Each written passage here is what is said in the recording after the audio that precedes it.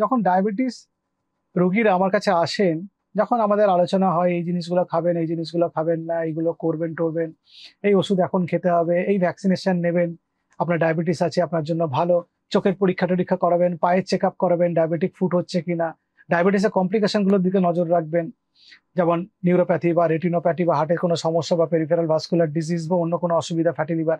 আপনার যদি টাইপ 1 ডায়াবেটিসও হয়, যেটা আপনি রিভার্স করতে পারবেন না, টাইপ 2 ডায়াবেটিসের আর জেস্টেশনাল ডায়াবেটিসের কিছু পোর্শন আপনি রিভার্স করতে পারবেন যদি হেলদি লাইফস্টাইল গুলো আপনি ফলো করেন। কিছু পোর্শনে রিভার্স হবে, বাকি সবার হবে না কিন্তু। বলতে পারেন যে তাহলে কি করলে আমার ডায়াবেটিসের ওষুধ খেতে হবে না, ডায়াবেটিস রোগটা গায়েব হয়ে যাবে?